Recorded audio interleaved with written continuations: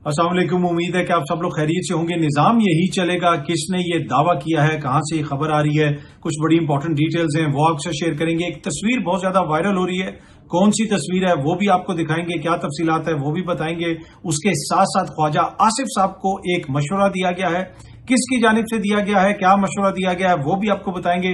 खान साहब की सेहत के हवाले से भी कुछ तफसीलात हैं, उसके अलावा कुछ मजीद खबरें कोशिश होगी कि आज के इस व्लॉग के अंदर वो भी आपसे शेयर की जाए। सबसे पहली खबर, आज अलीमा खान साहिबा के बेटे शाहरेज खान साहब की जमानत के ऊपर फैसला महफूज कर लिया गया। जिस वक्त मैंने ये वीडियो बनाई उस वक्त तक वो फैसला महफूज हो गया था, फैसला सुनाया नहीं गया। अदालत के अंदर मुख्तलिफ चीजें मोजिज जज साहब के सामने रखी गई, उनको बताया गया कि जनाब वो तो लाहौर में मौजूद ही नहीं थे, उनकी तो चित्राल से तस्वीरें, दीगर जगहों से तस्वीरें, तो वहां पे जो प्रोसिक्यूशन है उन्होंने ये कहा कि जी वो जो तस्वीरें हैं वो उनके दोस्तों की फेसबुक पेज पे हैं, उनके अपनी फेसबुक पेज या सोशल मीडिया पे हमें उस तस्वीर नहीं नजर आई, तो वो सारे मामलात को हम देख रहे हैं। एनीवे, फिर वो जज साहब ने वो फैसला महफूज कर लिया।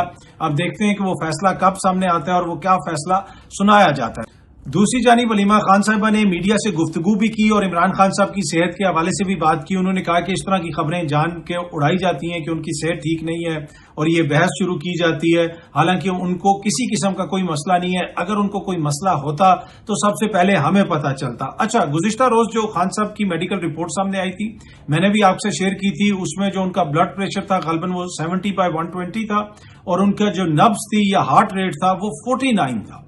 और मैंने आपको कहा था कि आप जब बहुत ज्यादा फिट होते हैं और आप वर्जिश करते हैं, आप रोज एक्सरसाइज करते हैं, तो फिर आपका जो हार्ट रेट होता है वो लो होता है और 70/20 जो ब्लड प्रेशर है ये भी बड़ा आइडियल है। तो ये सेहत तो उनकी मुझे बिल्कुल ठीक लग रही है।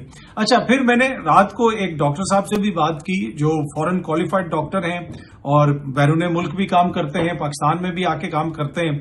तो उनसे मैंने पूछा कि ये जो है, जो सामने नजर आ रहा है कि उनका हार्ट रेट ये बताया जा रहा है और उनका जो ब्लड प्रेशर है वो ये बताया जा रहा है, बाकी उनके दांत की और कान का छोटा सा कोई मसला है वो तो किसी को भी हो जाता है। अब खान साहब ने की आपने जहन में रखना है कि उम्र भी 70-75 साल के करीब उनकी उम्र है।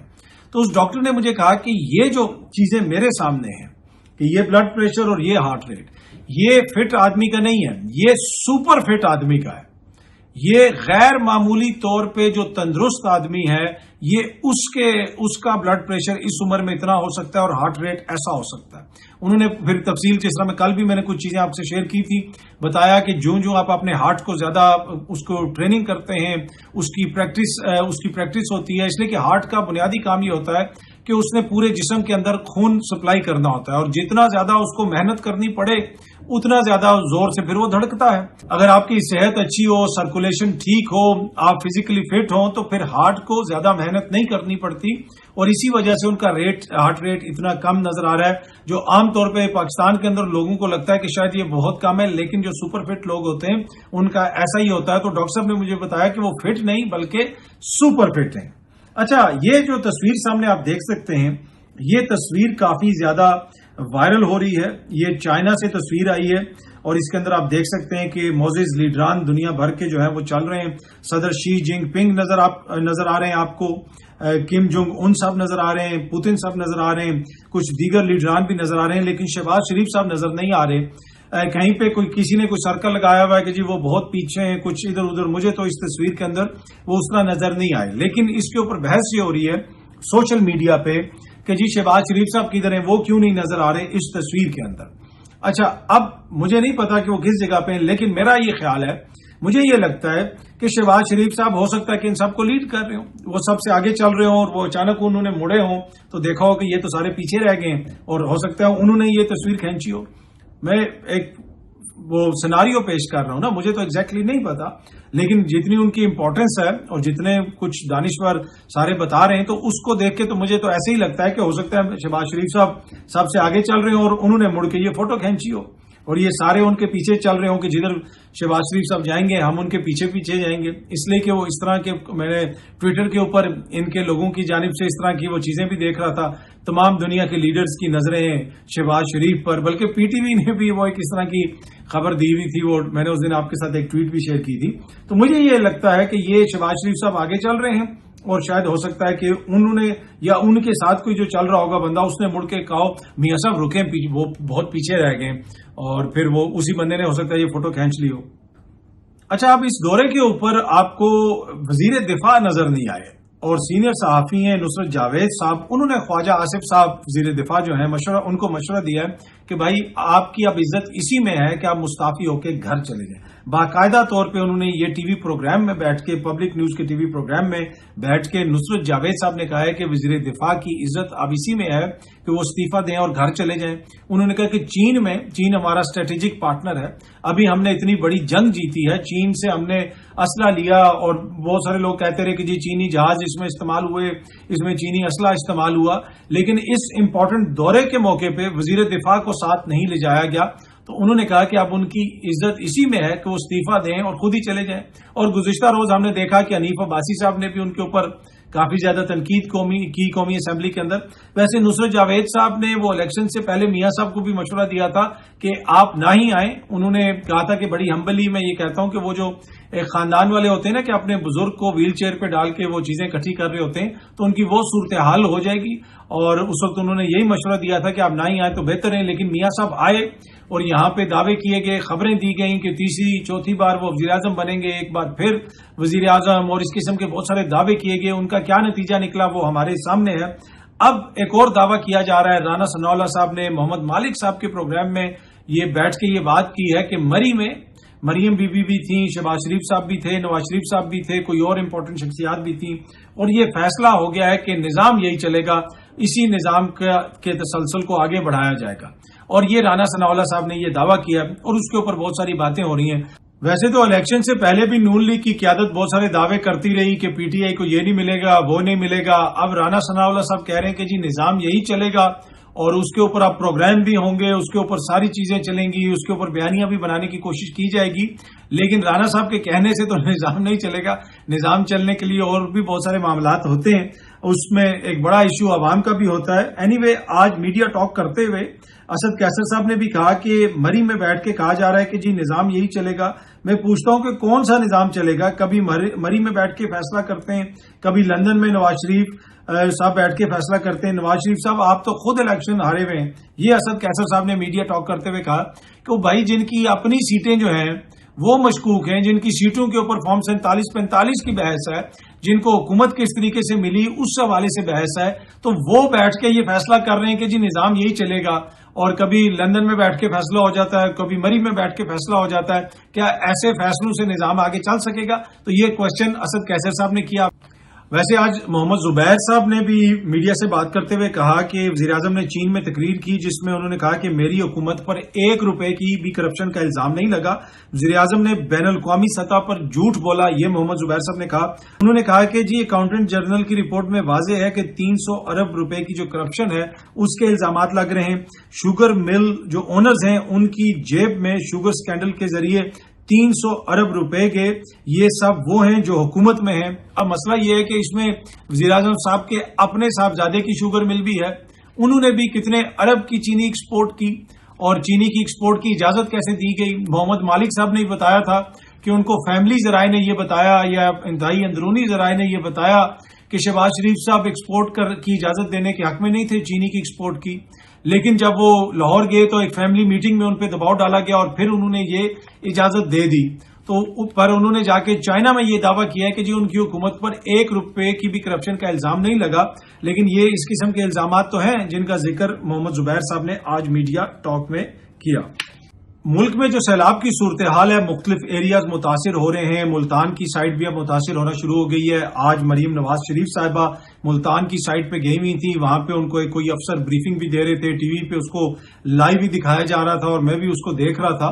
उसमें वो अफसर जो है मरीम बीबी उनसे क्वेश्चंस कर रही थी और वो अफसर बता रहे थे कि मैंने यहाँ पे ये किया, मैंने वहां पे ये किया, मुझे वहां पे ये नहीं मिला तो मैंने वो कर दिया।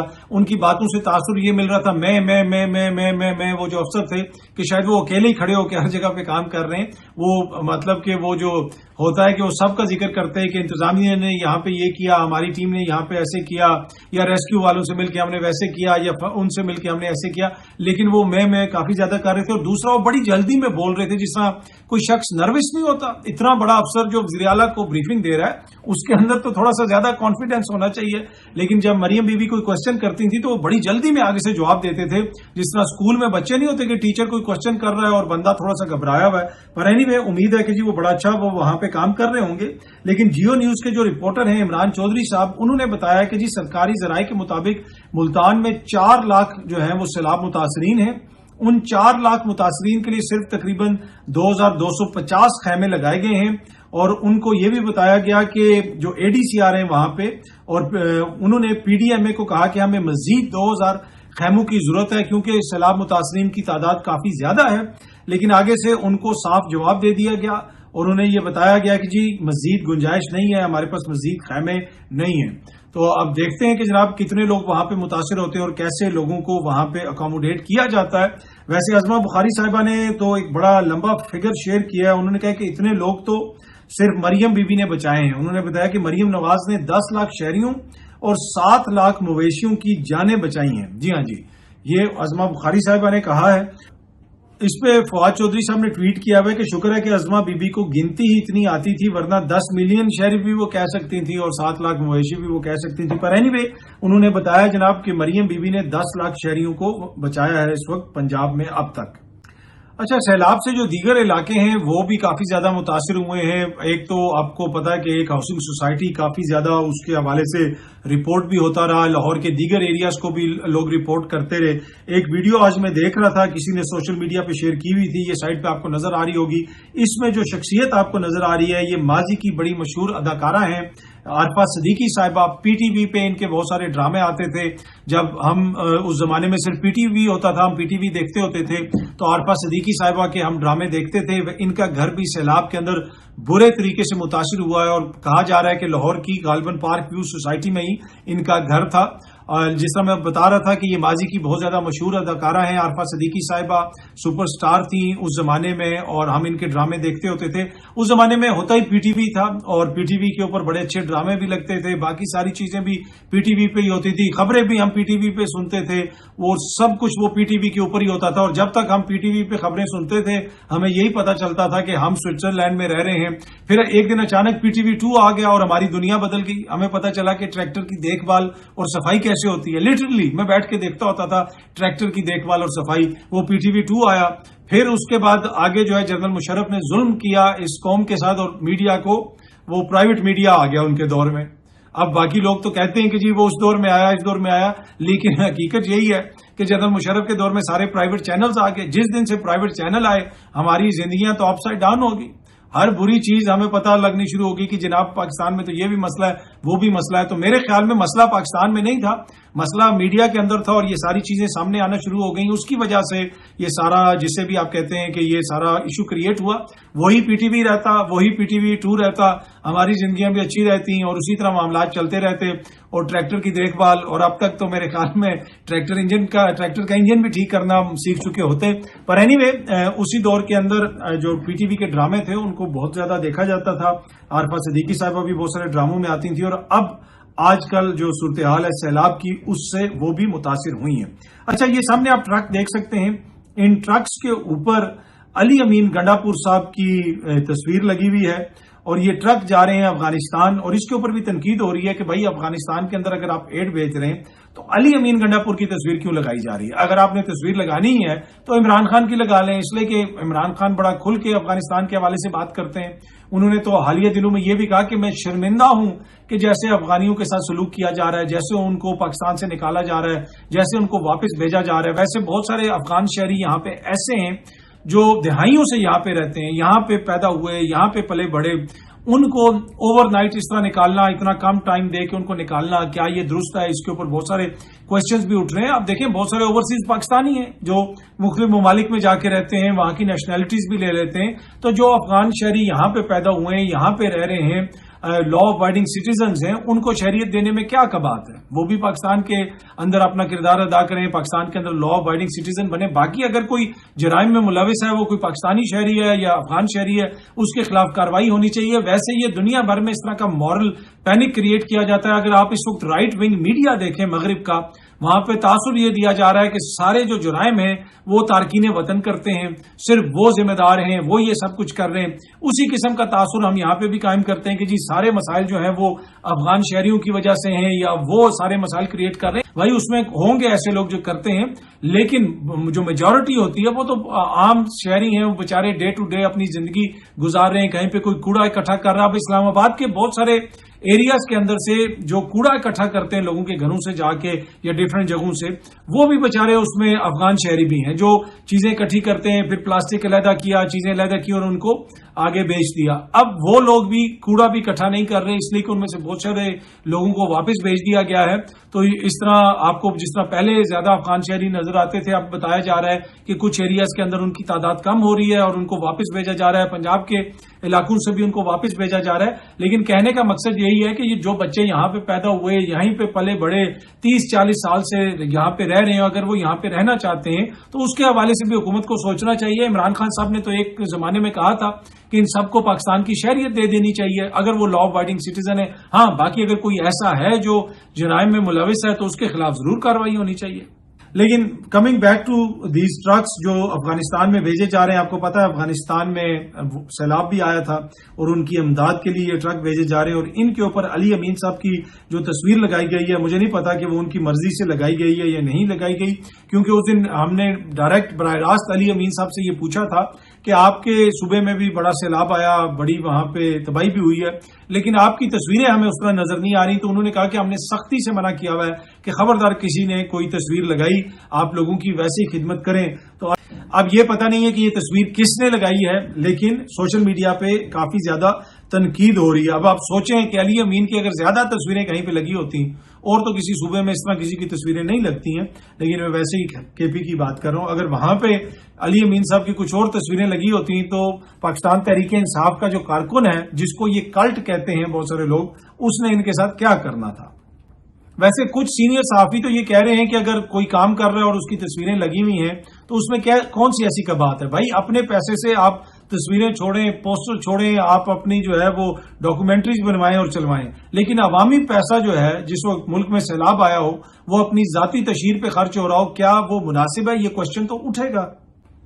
اچھا، علی امین صاحب نے جو ہے وہ نئے صوبوں کی بھی حمایت کی ہے. وہ صحافیوں سے بات کرتے ہوئے یہ چیز بھی سامنے آ رہی تھی، اور کالا باغ ڈیم کی بھی انہوں نے حمایت کی ہے. اب اس پہ سلمان اکرم راجہ صاحب نے بھی کہا ہے کہ کالا باغ ڈیم کی تعمیر جو ہے وہ پی ٹی آئی کی پالیسی نہیں، علی امین صاحب کا وہ ذاتی بیان ہے. پی ٹی آئی نہیں سمجھتی کہ کالا باغ ڈیم بننا چاہیے، اس کے اوپر مشاورت ہونی چاہیے، لوگوں کو ڈسکس کرنا چاہیے اور پھر کسی نتیجے پہ ہم پہنچے تو وہ ایک اور بات ہے. لیکن ہم نہیں سمجھتے کہ جو اس وقت کالا باغ ڈیم کی بحث چھڑی گئی ہے وہ پی ٹی آئی کا موقف ہے. یہ سلمان اکرم راجہ صاحب کا کہنا ہے، یہ علی امین صاحب کی ذاتی رائے ہے. تو علی امین صاحب نے جناب کالا باغ ڈیم کا معاملہ ہو جائے، صوبوں کا معاملہ ہو جائے، انہوں نے ایک چیز تو باہر نکال دی ہے، اس پہ ڈسکشن بھی شروع ہو گئی ہے. اس سے ہو سکتا ہے نون لیگ اور پیپلز پارٹی والے کچھ چیزوں کے اوپر بیک فٹ پہ بھی چلے جائیں. انہوں نے تو کھل کے اس کی مخالفت کرنی ہے. پہلے نہروں کے معاملے پہ بھی انہوں نے کھل کے مخالفت کی. پر اینی وے نظام یہی چلے گا، کیونکہ رانا ثناء اللہ صاحب نے جناب یہ دے دی ہے، خبر دے دیا ہے، انہوں نے یہ کہہ دیا ہے، تو اب اسی کے اوپر ساری چیزیں چل رہی ہیں. جو میں عرض کر رہا تھا کہ کالا باغ ڈیم کے حوالے سے، ان ساری چیزوں کے حوالے سے اب بحث تو ہوتی رہے گی، معاملہ تو آگے چلتا رہے گا. اور جو حکومتی جماعتیں ہو سکتا ہے کہ ان کے لیے تھوڑی سی مشکل بھی پیدا ہو، وہ بیک فٹ پہ بھی جائیں، اس لیے کہ وہ اس کی مخالفت کرتے ہیں. ویسے تو ایک اینکر کو نوکری سے بھی نکالا گیا، انہوں نے بھی کالا باغ ڈیم کے حوالے سے سندھ کی جو عوام ہے ان کے حوالے سے نامناسب زبان استعمال کی. اور میں نے اپنے پچھلے ولاگ میں بھی کہا تھا کہ بھائی اگر ان کو نکالنا ہی ہے تو بھائی سب سے پہلے تو یہ کوشچن ہونا چاہیے کہ ان کو کس میرٹ پہ بھرتی کیا گیا تھا. بڑا کوشچن تو یہ ہے نا، بڑا کوشچن یہ نہیں ہے کہ جی انہوں نے کیا کہہ دیا. بھائی بڑا کوشچن یہ ہے کہ کیا انہوں نے کوئی پہلی دفعہ کہا یا کوئی اچانک کوئی سلپ آف ٹنگ ہو گیا، کوئی انہوں نے پہلی دفعہ تو نہیں کہہ دیا. وہ تو ماضی میں بھی بہت کچھ کہتے رہے. اصل کوشچن تو یہ ہے کہ ان کو کس میرٹ کے اوپر لایا گیا اور کس نے لایا اور وہ کون سا میرٹ ہے، تو اس کے اوپر بھی بات ہونی چاہیے. باقی ایک شخص کو نوکری سے نکال کے باقی جتنے مرضی آپ بغلیں بجاتے رہیں، وہ شخص مسئلہ نہیں ہوتا. مسئلہ وہ سمٹم ہوتا ہے. جو مختلف چیزیں آپ کو مختلف جگہوں پہ نظر آتی ہیں وہ بیماری نہیں ہوتی، وہ علامات ہوتی ہیں. بیماری وہ ہوتی ہے کیا میرٹ کو مانا جا رہا ہے، کیا مینڈیٹ کو مانا جا رہا ہے، کیا ووٹ کو عزت دی جا رہی ہے، کیا قانون کی عملداری ہو رہی ہے، کیا عدالتوں کے اندر انصاف ہو رہا ہے, کیا ملک میں جمہوریت صحیح چل رہی ہے. یہ وہ ساری چیزیں ہوتی ہیں جن کی وجہ سے بیماری کو کیور کیا جا سکتا ہے اگر یہ ساری چیزیں صحیح طریقے سے چل رہی ہوں. ان کے نہ ہونے کی وجہ سے آپ کو کہیں پہ دشنام ترازی نظر آتی ہے, کہیں پہ ناانصافی نظر آتی ہے, کہیں پہ کچھ اور نظر آتا ہے, بد انتظامی نظر آتی ہے, بیڈ گورننس نظر آتی ہے. یہ ساری چیزیں علامات ہیں. بیماری جو ہے وہ بنیادی طور پہ نکلتی ہے جب آئین اور قانون کی عملداری نہیں ہوتی. آئین اور قانون کی عملداری ہو تو بیماری کے اوپر خود ہی قابو پا لیا جاتا ہے. کسی ایک شخص کو پی ٹی وی سے نکالنے سے یا کسی ایک کو بھرتی کرنے سے نظام بہتر نہیں ہوتا. بس وہ یہ ہوتا ہے کہ کچھ دنوں کے لیے بحث ادھر ادھر چلی جاتی ہے. بہت جلدی آپ سب دوستوں سے دوبارہ ملاقات ہوگی. Thank you very much.